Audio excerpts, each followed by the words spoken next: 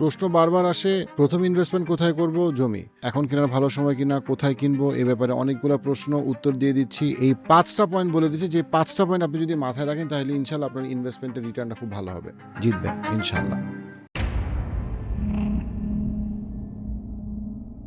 প্রথমে একটু বলে নিই যে কেন আপনার জমি প্রথম ইনভেস্টমেন্ট হওয়া উচিত। ইটস বিকজ সারা পৃথিবীর ইতিহাসে মানুষ যে বড়লোক হয়েছে বা অর্থনৈতিক সুরক্ষা অর্জন করছে সেটা বেশিরভাগ ক্ষেত্রে জমির মাধ্যমে। বিল গেটস সারা জীবন টেক ওয়ার্ল্ডে থেকে টেক নিয়ে কাজ করে, আলটিমেটলি আপনি যদি দেখেন তার পোর্টফোলিওর এখন বিশাল একটা অংশ আমেরিকার। আপনি যদি টপ 5জন যারা জমির মালিক, ফার্মল্যান্ডের মালিক, তাদের মধ্যে আপনি বিল গেটসের নাম দেখবেন। এখন 5টা পয়েন্ট যদি আপনি মাথায় রাখেন তাহলে আপনার জন্য এই প্রথম রিয়েল এস্টেট কেনার জার্নিটা আপনাদের জন্য ভালো হবে। 1 নম্বর যেটা পয়েন্ট সেটা হচ্ছে গিয়ে যে আপনাকে প্রথম জমি সবসময় একা কিনতে হবে না।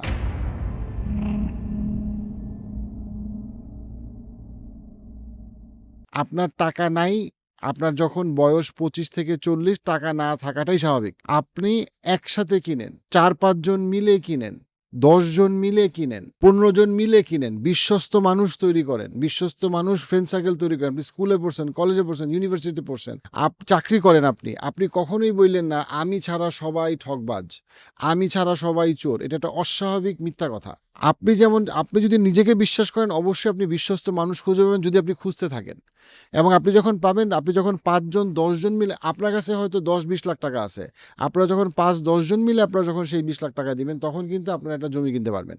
বেশিরভাগ ক্ষেত্রে মানুষের নিজে ব্যাংকের লোন নেওয়ার থেকে অনেক ভালো হচ্ছে গিয়ে বিশ্বস্ত মানুষদের সাথে একটা সমিতি তৈরি করা এবং সেই সমিতি থেকে জমিটা পারচেস করা। This is very powerful. এবং এই জিনিসটা আমাদের শহরে কালচারে আনফর্চুনেটলি নাই, যে আমরা কয়েকজন মিলে জমি কিনবো। বিল্ডিং তুলবো কিনা সেটা ইম্পর্টেন্ট না, বিল্ডিং তুলতে অনেক নলেজ লাগে, অনেক স্ট্রাগল আছে, বাট আপনি জমি কিনেন একসাথে এবং সেইটা আপনাদের জন্য ভালো। 2 নম্বর হচ্ছে গিয়ে ঢাকাতে যখন আপনারা জমি কিনতে চাচ্ছেন, ঢাকাতে জমি কেনার ক্ষেত্রে প্রেফারেবল এরিয়া হচ্ছে গিয়ে যেগুলো ঢাকার আউটস্কার্টসে। যেমন একটা এক্সাম্পল হচ্ছে সাভার। এখানে বলে রাখা ভালো, সাভারে আমার কোনো জমি নাই এবং আমার ফ্যামিলিরও কোনো জমি নাই। কিন্তু সাভার আমি একটা উদাহরণ দেওয়ার জন্য বলতেছি। আরেকটা ভালো জায়গা হচ্ছে গিয়ে দিয়াবাড়ি এবং দিয়াবাড়ির সারাউন্ডিং এরিয়াগুলো। এগেইন দিয়াবাড়িতে আমার এবং আমার পরিবারের কোনো জমি নাই। কারণ তা নাহলে মানুষ বলবে যে ও আপনাদের যেখানে জমি আছে ওইখানে আপনি দাম বাড়িয়ে যাচ্ছেন। না, ব্যাপারটা মোটেও এরকম না। কেন আমি সাভার দিয়াবাড়ির কথা বললাম? কারণটা হচ্ছে গিয়ে দেখেন, সাভারের একটা বিশাল অংশ এবং দিয়াবাড়ির একটা বিশাল অংশ, এই জায়গাগুলা ইভেন কিছু ক্ষেত্রে পূর্বাচলের একটা অংশের ক্ষেত্রে এটা সত্যি, এগুলো কিন্তু ঢাকার বাইরের অংশ ছিল, এগুলো অরিজিনাল ঢাকার মধ্যে ছিল না। অর্থাৎ ঢাকার ম্যাপকে প্রথমে গভর্নমেন্ট চিন্তা করলো যে মানুষকে ঢাকা থেকে সরাবে, ডিসেন্ট্রালাইজ করবে, যেটা করার দরকার ছিল কিন্তু করাটা খুবই কঠিন। তারপরে তারা চিন্তা করলো আমরা একটা কাজ করি, ঢাকার ম্যাপ আমরা বাড়ানো শুরু করি, অর্থাৎ ঢাকাকে আমরা বড় করি। এবং এক্স্যাক্টলি সেটা আমি মনে করি একটা ভালো স্ট্র্যাটেজি। ঢাকাকে বড় করলে কি হইতেছে, আগে যেটা ঢাকার বাইরে ছিল এবং জমির দাম ছিল 1 লাখ টাকা কাঠা, সেটা যখন ঢাকায় ঢুকতেছে তখন হয়ে যাচ্ছে 6 লাখ টাকা কাঠা। তারপরে যখন মানুষ থাকা শুরু করতেছে, যেমন সাভার অথবা দিয়াবাড়ির ক্ষেত্রে, র্যাপিডলি এই জায়গাগুলো গ্রো করবে। সো সাভার, দিয়াবাড়ি এবং এরকম ঢাকার বাউন্ডারিতে যত জায়গা আছে সেই প্রত্যেকটা জায়গা কিন্তু আসলে ভালো জায়গা এবং সেই জায়গাগুলোতে এখনও জমির দাম কম, কম্পারেটিভলি কম। এখন আপনি সবাই পাগল হয়ে যায় পূর্বাচলের জমি কেনার জন্য, সবাই পাগল হয়ে যায় ঢাকার মাঝখানে জমি কেনার জন্য, বাট সেটা ইম্পর্টেন্ট না লং টার্ম সেফ ইনভেস্টমেন্টের জন্য। আপনি ঢাকার বাউন্ডারিতে আপনি চেক করেন, ঢাকার বাউন্ডারিতে যে জায়গাগুলো আছে সেই জায়গাগুলো খুবই ইম্পর্টেন্ট। পাশাপাশি একটা খুবই ইম্পর্টেন্ট জিনিস হচ্ছে কি মেট্রো রেলের প্ল্যানের সাথে মেলানো, রাস্তার প্ল্যানের সাথে মেলানো। বিদেশে ইউরোপ, অস্ট্রেলিয়া বা আমেরিকাতে খুবই কমন একটা স্ট্র্যাটেজি হইলো মানুষ আগে দেখে মেট্রো রেলের প্ল্যান কোন দিকে যাচ্ছে, সামনে গভর্নমেন্টের 5-10 বছরে বড় বড় রাস্তার প্ল্যানগুলো কি, ওই প্ল্যানের সাথে মিলায় তারা জমি কেনে। এবং এটা ঢাকার ক্ষেত্রেও এটা সত্যি হবে। ঢাকার ক্ষেত্রে আপনি দেখবেন আস্তে আস্তে মেট্রো রেল, মেট্রো স্টেশন যেখানে হবে অথবা এরকম বড় বড় রোড, হাইওয়ে কানেক্টিভিটির জায়গা যে জায়গাগুলোতে হবে সেই জায়গাগুলোতে নিশ্চিতভাবে জমির দাম সিগনিফিকেন্টলি বাড়বে। সো যেই জায়গাগুলোতে এখনও রাস্তা হয় নাই বাট রাস্তা হওয়ার জন্য গভর্নমেন্টের টোটাল প্ল্যান রেডি হয়ে গেছে, আপনি ওই জায়গাগুলোর ব্যাপারে আপনার নজর থাকা উচিত বা নজর থাকাটা আপনার জন্য স্বাভাবিক, কারণ সেই জায়গাগুলোর পোটেনশিয়াল অনেক বেশি। সিগনিফিকেন্টলি বেশি। আপনি চিন্তা করেন মেট্রো রেল হওয়ার পরে মিরপুরের অবস্থা বা দিয়াবাড়ির অবস্থা কত র্যাপিডলি চেঞ্জ হয়ে গেছে এবং যাচ্ছে। সামনে আরও যাবে। সো এবং মেট্রো রেল কিন্তু আরও অনেক জায়গায় স্টেশন হবে। So this is a clear strategy যে জিনিসটা উন্নত বিশ্বে আগে থেকে ব্যবহার করতে এবং বাংলাদেশের মানুষের ব্যবহার না করার কোনো কারণ নাই। ৩ নাম্বার যেটা পয়েন্ট সেটা হচ্ছে আপনার ঢাকাতেই জমি কিনতে হবে সেরকম কোনো কথা নাই। আপনি আপনার গ্রামের বাড়িতে দেখেন।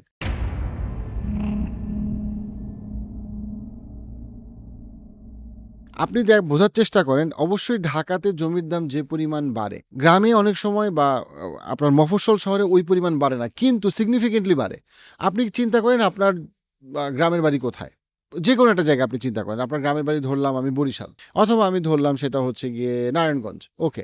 আপনি খেয়াল করেন ঠান্ডা মাথায় নারায়ণগঞ্জে আপনি যদি আপনার বাসার থেকে জাস্ট মেইন রোডের দিকে একটু যান এবং সেখানে যদি একটা ৫ কাঠা জমি পিক করেন, র্যান্ডমলি পিক করেন এবং খেয়াল করেন যে আজকে থেকে ২০ বছর আগে ওইটার দাম কত ছিল এবং ২০ বছর পরে কতটুকু, আমি গ্যারান্টি দিয়ে বলতে পারি প্রায় সবার ক্ষেত্রে উত্তরটা হবে ৫ গুণের বেশি। ৫ গুণের বেশি। অন এন এভারেজ ঢাকার বাইরে মোটামুটি মেইন রোডের কাছে যে কোনো জমির দাম, অলমোস্ট যে কোনো জমির দাম ৫ গুণের বেশি বাড়ছে। কখনো কখনো সেটা ১০ গুণ বাড়ছে। তাহলে আপনার ঢাকাতেই কিনতে হবে এটা ইম্পর্টেন্ট না, বরং ইম্পর্টেন্ট এটা অনেক ক্ষেত্রে গ্রামে ভালো, কারণ গ্রামে এখনও জমির দাম কম। আপনি খেয়াল করবেন গ্রামের যেই জমিটার দাম আজকে ৫ লাখ টাকা কাঠা বা ৫ লাখ টাকা শতাংশ, বেশিরভাগ ক্ষেত্রে এটার দাম আজকে থেকে ২০ বছর আগে ১ লাখ টাকা কাঠা বা তারও কম ছিল। That is true. সেটা বরিশালের ক্ষেত্রে যেমন সত্যি, সেটা আপনার বগুড়ার ক্ষেত্রেও সত্যি। তাহলে কেন আপনি শুধু ঢাকা ঢাকা করবেন? হ্যাঁ, ঢাকাতে কিছু কিছু জায়গায় যেমন বসুন্ধরায় র্যাপিডলি গ্রো করছে, হুইচ ইজ ট্রু। কিন্তু জিনিসটা হচ্ছে ওই র্যাপিড গ্রোথ আপনার কিন্তু সবসময় দরকার নেই। ওই খেয়াল করেন ডেভ র্যামজির রিসার্চটার মতো র্যাপিড গ্রোথ কিন্তু ইম্পর্টেন্ট না, স্টেডি গ্রোথ ইম্পর্টেন্ট। তাদের সময়ের সাথে কম্পাউন্ডিং হতে থাকে। সো আপনি ঢাকার বাইরের জমিকে তুচ্ছ করার কোনো কারণ নাই। আপনার সেখানে আপনার যদি এখন টাকা কম থাকে, বিশ্বস্ত মানুষ পাচ্ছেন না, আপনি গ্রামের দিকে নজর দেন। আমাদের ঢাকার মানুষের একটা খুবই বাজে স্বভাব হইলো, একটা অহংকারী ব্যবহার হইলো, আমরা গ্রাম অথবা মফস্বলকে খুব ছোট করে দেখি। ও আমার বাবার কাছে গ্রামের জমি আছে। বাবা, বাবার গ্রামের জমি আছে, এটাকে তুমি তুচ্ছ করতেছো কেন? সেটা তো অনেক ক্ষেত্রে অনেক দামি জমি হইতে পারে এবং সেটা তো অনেক ভালো প্রসপেক্ট থাকতে পারে। বাংলাদেশের নেক্সট বিশাল একটা রিয়েল এস্টেট প্রাইসের বুম হবে ঢাকার বাইরে। ওয়াই? বিকজ বিশাল পরিমাণে মানুষ ঢাকা অলরেডি ছেড়ে দিচ্ছে এবং ঢাকা ছাড়বেই। আপনি দেখেন রাজশাহী কি পরিমাণ ডেভেলপ করছে গত ১৫ বছরে, খুলনা কি পরিমাণ ডেভেলপ করছে, বরিশাল কি পরিমাণ ডেভেলপ করছে, প্রচুর পরিমাণে ডেভেলপ করছে। সো এবং সিলেটও অনেক জায়গায় ডেভেলপ করছে। সো আপনার মনে করেন আপনি এখন ঢাকার বাইরে বিভিন্ন জায়গায় ইংলিশ মিডিয়াম স্কুল দেখতে পারবেন। আগে দেখতে পাইতেন? আগে চিন্তা করা যেত যে ১০ বছর আগে ঢাকার বাইরে ইংলিশ মিডিয়াম স্কুল চিন্তা করা যেত। এখন ঢাকার বাইরে মানে ঢাকা চিটাগাংয়ের বাইরে ইংলিশ মিডিয়াম স্কুল নর্মাল হয়ে যাচ্ছে। তার মানে হইলো বিশাল একটা ইকোনমিক গ্রোথ আসলে ঢাকার বাইরে হচ্ছে এবং ঢাকার বাইরের ইকোনমি অনেক ক্ষেত্রে ঢাকার থেকে বেশি স্টেবল। ৪ নাম্বার যেটা পয়েন্ট সেটা হইলো প্রচুর পরিমাণে হাউজিং কোম্পানি হচ্ছে। এই হাউজিং কোম্পানির ব্যাপারে খুব সাবধান।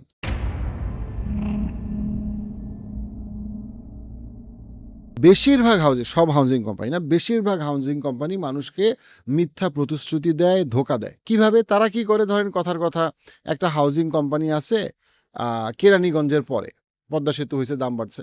এখন ওরা হয়তো জমি কিনছে ২ বিঘা, কিন্তু ওরা বলবে আমরা আমাদের ১৫০ বিঘা জমি আছে। একটা ম্যাপ ট্যাপ বানায় নিয়ে আপনাকে যে জমিটার কথা সে বলছে, জমিটার কোনো মালিকানাই তার নাই, কিন্তু এটা একটা প্রতিশ্রুতি যে এই হবে, রোড হবে, কালভার্ট হবে, স্কুল হবে, হ্যান হবে, ত্যান হবে, কিন্তু ও কিন্তু কিছুই জানে না। ও টাকা নিচ্ছে এই আশায় যে ও কোনোভাবে মানুষকে ঠকায় হোক, কোনোভাবে কম দামে কিনবে, মানে অল্প দামে জমিটা গরিব মানুষের কাছ থেকে জোর করে কিনে সামহাও আপনাকে ধরাই দিবে এবং ওইখানে তার কতটুকু দখল থাকবে কিছুই সে জানে না। সো যে কোনো হাউজিং কোম্পানির ব্যাপারে সাবধান, সাবধান, সাবধান। কেন? বেশিরভাগ হাউজিং কোম্পানি অল্প একটু জমি কিনে, বেশিরভাগ তার দখলে নাই, তার দখল করার ক্যাপাসিটিও নাই এবং সে আলটিমেটলি টাকাটা দিয়ে আপনাকে আটকায় রাখবে অথবা সে বিদেশে চলে যাবে। এরকম বহুত হাউজিং কোম্পানি গত ৫-৭ বছরে আমার দেখা হয়েছে। কিছু কিছু ভালো, কিছু কিছু রিলায়েবল, ওগুলার নাম আমি বলবো না, কারণ তখন মানুষজন বলবে আপনি মানে টাকা খেয়ে প্রমোট করতেছেন। তো সেটা আমি করতেছি না।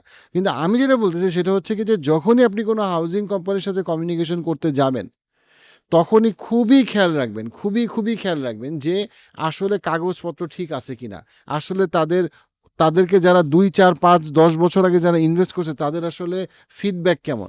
হাউজিং কোম্পানির ব্যাপারে সাবধান, সাবধান, সাবধান। সেটা যেকোনো রকম রিয়েল এস্টেট এজেন্সি কোম্পানির ক্ষেত্রে যে কেউ, ইভেন ইয়াহিয়া আমিনও যদি কোনো রিয়েল এস্টেট কোম্পানি খুলে সেটার ব্যাপারেও সাবধান থাকবেন। কখনো চোখ বন্ধ করে বিশ্বাস করার প্রশ্নই আসে না। যেই খুলুক, যেকোনো housing company, real estate company, সবসময় একটা পৃথিবীতে একটা জিনিস মনে রাখবেন, যেইখানে টাকা বেশি, যেইখানে লাভ বেশি, সেখানে সবসময় দুর্নীতি বেশি হয়। জমি জমা এবং অ্যাপার্টমেন্টে যেহেতু লাভ বেশি এবং দাম বেশি বাড়ে, এই জন্য এখানে দুর্নীতিও বেশি হয়। সো সাধারণ মানুষ হিসেবে হাউজিং কোম্পানির, যে কোনো হাউজিং কোম্পানি, যে কোনো রিয়েল এস্টেট কোম্পানির ব্যাপারে খুব সাবধান থাকবেন। ৫ নাম্বার যেটা পয়েন্ট সেটা হচ্ছে কাগজ, কাগজ, কাগজ।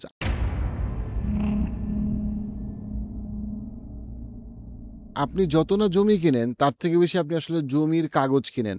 সো কাগজ দেখবেন, কাগজ দেখবেন। কাগজ দেখার পিছনে যদি ১০,০০০, ২০,০০০ টাকা খরচ হয় কোনো সমস্যা না। কাগজ ভেরিফাই করবেন। অনেক মানুষ জমি কেনে কিন্তু সে ঠিকমতো কাগজ দেখে না, কাগজ বুঝে না। আপনাকে সবকিছু বুঝতে হবে না। আপনি একটা লয়ারকে নিবেন, অথবা আপনি জমি সম্পর্কে খুব ভালো ধারণা রাখেন, জমির কাগজ বুঝে এরকম কাউকে নিবেন। এখনো বাংলাদেশে ৫-১০ হাজার টাকা দিলে যে কোনো লয়ার খুব ভালো মতো এটাকে ভেরিফাই করে দেয়। জমির কাগজের অনেকগুলা বিষয় থাকে। ওয়ারিশ থেকে শুরু করে, দখল থেকে শুরু করে, আপনার যে জমির মাপ, ওই জমির মাপ অনুযায়ী অনেকগুলা কাহিনী আছে ভিতরে। যেই জিনিসগুলা আপনার আমার সাধারণভাবে বোঝা অনেক সময় ডিফিকাল্ট। আপনি একটা এক্সপার্টকে নেন।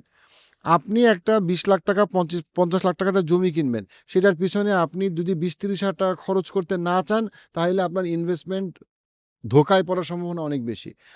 আমাদের বাংলাদেশে একটা বাজে কালচার হচ্ছে গিয়ে, আমরা এক্সপার্ট অপিনিয়ন পয়সা দিয়ে নেওয়ার ব্যাপারে খুবই কৃপণতা করি। কিন্তু এইটার জন্য আমি ৩০,০০০ টাকা দিয়ে জমিটা ইভ্যালুয়েট করাবো না, এবং তার জন্য দেখা যায় আমার পুরা ৩০ লাখ টাকার ইনভেস্টমেন্টেই জ্বলে গেছে। সো এটা খুবই ইম্পর্টেন্ট যে আপনি জমি যখন আপনি চিন্তা করতেছেন, আপনি কাগজ খুব ভালো মতো বুঝে নেন।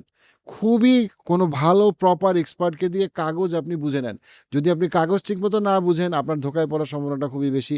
সো এইটা একটা খুবই ইম্পর্টেন্ট পয়েন্ট। এই ৫ টা পয়েন্ট মাথায় রেখে যদি আপনি ইনভেস্ট করেন, তাহলে ইনশাআল্লাহ আশা করা যায় যে আপনার ইনভেস্টমেন্টটা ফ্রুটফুল হবে। এই ভিডিও ক্লিপসগুলো যদি আপনি মিস করতে না চান, পার্সপেক্টিভ ক্লিপসে সাবস্ক্রাইব করুন।